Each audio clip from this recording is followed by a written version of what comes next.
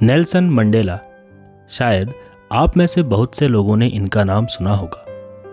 Mandela और ANC यानी African national Congress ने जीवन भर अपार्थीड या फिर रंग भेद की नीति के खिलाफ जंग लड़ी है। अपार्थीड के अनुसार ब्लैक स्किन वाले लोग गोरे लोगों के साथ ना उठ बैठ सकते थे, ना खाना खा सकते थे और गोरे लोग ब्लैक लोगों पर भयंकर अत्याचार करते थे और हमेशा उन्हें दबा कर रखते थे। अगर कोई इस नीति के खिलाफ विरोध करता तो उसको जेल में डाल दिया जाता था। इसी वजह से नेल्सन मंडेला को भी 1964 में जेल में डाल दिया गया। आखिरकार वो दिन आ ही गया जब 1994 में साउथ अफ्रीका में डेमोक्रेटिक इलेक्शन हुए और मंडेला 400 सीट्स में से 252 सीट्स जीतकर साउथ अफ्रीका के पहले ब्लैक राष्ट्रपति बने। यह लेख मंडेला की biography Long Walk to Freedom से ली गई है। मंडेला अपनी जीत के ऐतिहासिक अवसर पर यूनियन बिल्डिंग एम्पी थिएटर में राष्ट्रपति पद की शपथ ले रहे थे, जहां 140 से अधिक देशों के लीडर्स और राजनेता उनकी शपथ के दर्शक बने। 10 मई को जब सूरज उगा तो दिन साफ था। पिछले कुछ दिनों से मैं अंतर्राष्ट्रीय नेताओं से घिरा था जो उद्घाटन समारोह के होने से पहले मुझसे मिलने आ रहे थे। आज उद्घाटन समारोह में अफ्रीका की धरती पर अब तक के सबसे अधिक संख्या में अंतर्राष्ट्रीय नेताओं की भीड़ जुटने वाली थी। उद्घाटन का समारोह एक एम्पी थिएटर में हुआ जो यूनियन बिल्डिंग्स प्रिटोरिया द्वारा बनाया गया है। आज तक इस एम्पी थिएटर में बस गोरे लोगों का ही राज रहा था, लेकिन आज यहाँ दक्षिण अफ्रीका की पहली डेमोक्रेटिक और गैर नस्लवादी सरकार की स्थापना समारोह में भाग लेने के लिए अलग अलग रंगों और अलग अलग देशों के लोग आ चुके हैं। ऑटम के उस सुहावने दिन में मैं अपनी बेटी जेनानी के साथ था। मंच पर सबसे पहले डी क्लर्क को द्वितीय उपराष्ट्रपति के रूप में शपथ दिलाई गई और फिर थाबो मबेगी को प्रथम उपराष्ट्रपति के रूप में शपथ दिलाई गई। जब मेरी बारी आई तो मैंने संविधान का सम्मान और उसे आत्मसात करने की शपथ ली। खुद को गणतंत्र और इसके लोगों की भलाई के लिए समर्पित कर दिया। वहां एकत्रित अतिथियों और पूरी दुनिया से मैंने कहा, आज हम सब यहाँ उपस्थित होकर एक नई जन्मी स्वतंत्रता को आशा और वैभव प्रदान करते हैं। एक असाधारण मानवीय त्रासदी जो कि कुछ अधिक दिनों तक चली, उससे बाहर आकर हमें एक ऐसे समाज का निर्माण करना है जिस पर संपूर्ण मानवता को गर्व होगा। हमें जिन्हें अभी कुछ समय पहले तक बाहर कर दिया गया था, उन्हें आज एक अद्भुत सम्मान प्रदान किया गया है, अपनी धरती पर विश्व भर के राष्ट्रों की मेजबानी करने का। हम धन्यवाद करते हैं अपने उन सभी सम्मानीय विश्व भर से आए हुए अतिथियों का जो यहाँ आकर इस देश के लोगों से मिलकर न्याय के लिए, शांति के लिए और मानव के आत्मसम्मान के लिए और लोगों की विजय का आनंद लेने आए हैं। हमने आखिरकार अपनी राजनीतिक स्वतंत्रता प्राप्त कर ली है। हम वादा करते हैं कि हम अपने सभी लोगों को चले आ रहे गरीबी के बंधनों से, अभावों के बंधनों से, कष्टों के बंधनों से, दुख के बंधनों से, लिंग भेद के बंधनों से और अन्य प्रकार के भेदभाव के बंधनों से मुक्त कराएंगे। कभी नहीं, कभी नहीं और कभी नहीं। यह सुंदर धरती फिर कभी एक व्यक्ति के दूसरे व्यक्ति द्वारा शोषण का गवाह नहीं बनेगी। मानव द्वारा प्राप्त इस उच्च अभिप्राप्ति का सूर्य कभी अस्त न हो। Let freedom reign. God bless Africa. कुछ समय बाद ही सभी ने ऊपर की ओर देखा तो दक्षिण अफ्रीकी जेट और हेलीकॉप्टर्स यूनियन बिल्डिंग के ऊपर से गुजरे। ये सेना के शक्ति प्रदर्शन के साथ साथ डेमोक्रेसी की सरकार जो स्वतंत्र और निष्पक्ष चुनी गई थी, उसके प्रति भी सेना की वफादारी का प्रदर्शन था। उसके बाद दक्षिण अफ्रीका की सेना और पुलिस के उच्च अधिकारियों, जिनके सीने मेडल्स और रिबनों से चमक रहे थे, उन्होंने मुझे सैल्यूट किया और मेरे प्रति वफादारी की शपथ ली। कुछ साल पहले तक ये अधिकारी मुझे गिरफ्तार कर लेते थे। लास्ट में Impala jets black, red green, blue और गोल्ड कलर्स को नए दक्षिण अफ्रीकी झंडे पर वी के पैटर्न में छोड़ते हुए निकले। इस दिन मेरे लिए 2 नेशनल एंथम या राष्ट्रगान गाए गए।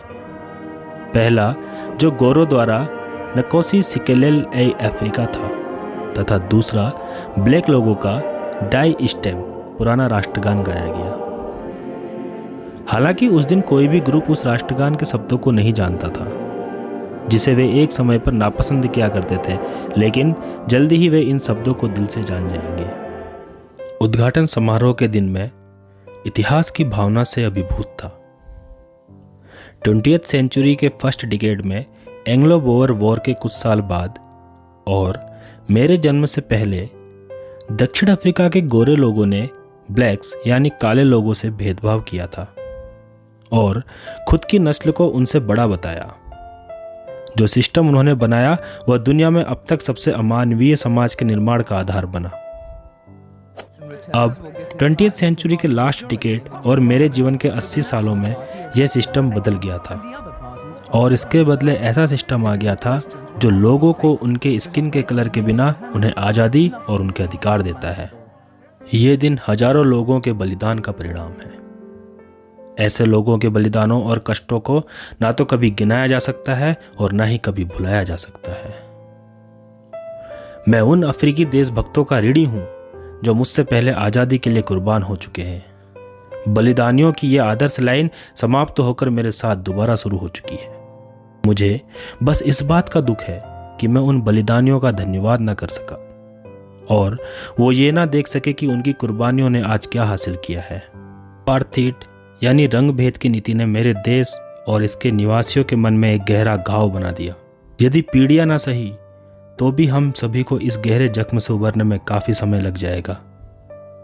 दशकों की यातना और क्रूरता का इससे गहरा प्रभाव नहीं हो सकता। इससे यह जरूर हुआ कि इसने Oliver Tambos, Walter Sisulus, chief Luthulis, Yusuf Dadoos, Bram Fischers और रॉबर्ट सोबुक्वीस जैसे व्यक्ति हमारे समय के लिए दिए। हालांकि मेरा देश खनिज और रत्नों से संपन्न है जो इसकी मिट्टी के नीचे दबे पड़े हैं, लेकिन मैं हमेशा से जानता हूं कि इसकी महान संपत्ति इसके लोग हैं।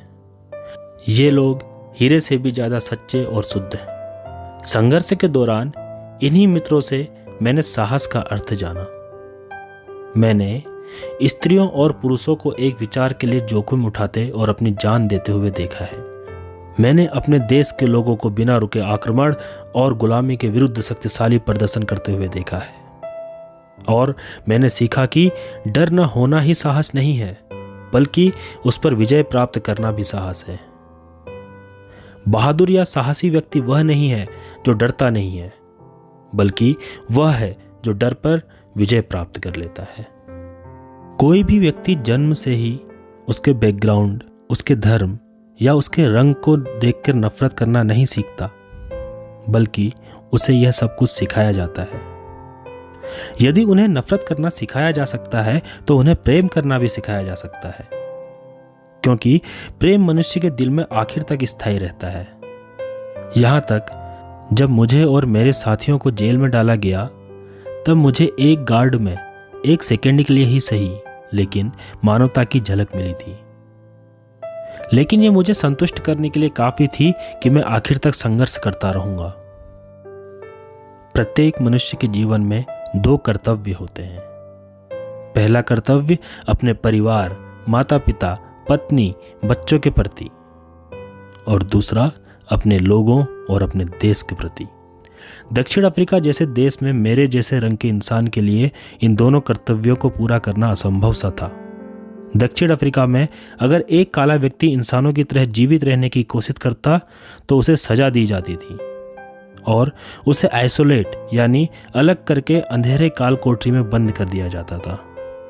मैं आज़ादी की भूख लेकर पैदा नहीं हुआ था, मैं आज़ाद पैदा हुआ था। उस तरह की आज़ादी जिसे मैं जानता था। मेरी माँ की झोपड़ी के नज़दीक खेतों में आज़ाद दौड़ने के लिए, गांव की नदी में आज़ादी से तैरने के लिए। मुझे ईश्वर के बनाए नियम और इंसान के बनाए कानूनों से कोई परेशानी नहीं थी। यह तो तब हुआ जब मैंने जाना कि मेरे बचपन की आज़ादी नकली थी। जब जवान हुआ तब पता चला कि मेरी आज़ादी मुझसे पहले ही छीनी जा चुकी है। तब से आज़ादी के लिए मेरी भूख की शुरुआत हुई।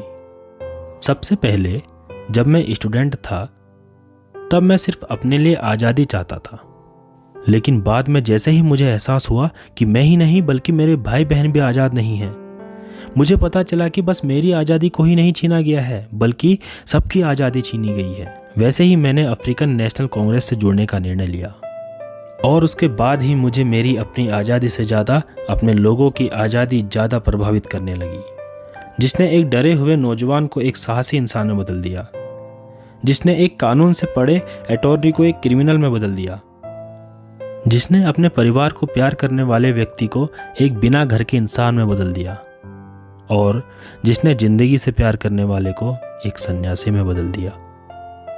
मैं लिमिटेड फ्रीडम का आनंद नहीं ले सकता जब तक कि मेरे लोग आज़ाद नहीं हैं। आज़ादी को बांटा नहीं जा सकता। अगर मेरे लोग जंजीरों में कैद हैं तो मैं भी जंजीरों में कैद हूँ। मुझे मालूम था कि जितना गुलाम करने वाला व्यक्ति आज़ाद है उतना ही गुलाम होने वाले व्यक्ति को भी आज़ाद होना चाहिए। एक इंसान जो दूसरे इंसान की आज़ादी छीन लेता है वह नफरत करने योग्य है। वह पूर्वाग्रहों और संकीर्ण मानसिकता की जेल में कैद है। मैं भी आज़ाद नहीं हो सकता यदि मैंने किसी दूसरे की आज़ादी छीन ली हो, बिल्कुल ऐसे ही जैसे मैं भी आज़ाद नहीं हूँ अगर कोई मुझसे मेरी आज़ादी छीन ले। गुलाम करने वाला व्यक्ति और गुलाम होने वाला व्यक्ति दोनों समान रूप से मानवता के लुटेरे हैं। आपको यह एक्सप्लेनेशन कैसा लगा हमें कमेंट सेक्शन में ज़रूर बताएं and please like share and subscribe.